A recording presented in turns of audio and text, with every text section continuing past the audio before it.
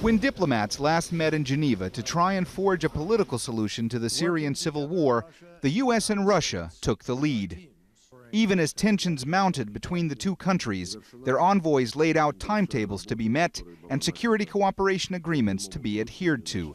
Shaky agreements that in the end, like so many other peace initiatives for Syria, failed.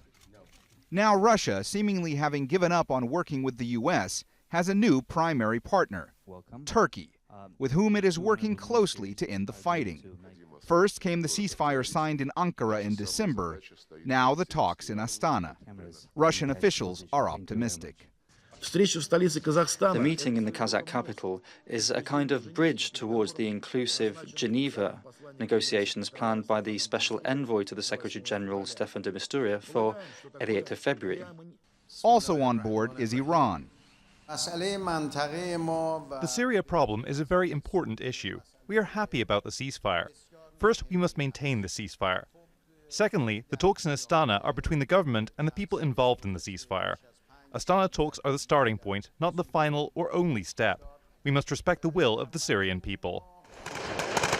Once Syrian government forces won back eastern Aleppo, Russia and Iran, the two biggest allies of Syrian President Bashar al-Assad, began planning, along with Turkey, for the Astana talks.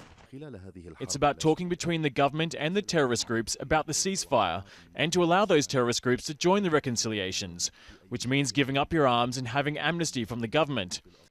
Analysts believe the Turkish government applied tremendous pressure on the divided Syrian opposition to attend. Some armed opposition groups, but not all, have agreed to go. In my opinion, the Syrian opposition won't be able actually to resist, this Turkish pressure, because Turkey today is the major actually backer of the Syrian opposition. And if the Turks actually decided not to continue with supporting the Syrian opposition, that's going to be a major blow for them. While the U.S. has not been involved in the latest round of diplomacy, Russian officials say they have decided to invite members of Donald Trump's administration to the talks. Analysts aren't surprised by the move. The Russians and the Turks both actually, they realize very well that this peace talks can start, but it cannot reach any meaningful conclusion without the participation of the Americans.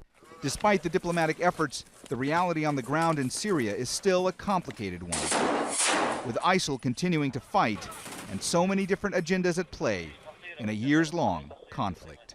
Mohammed, Jamjoom, Jazeera.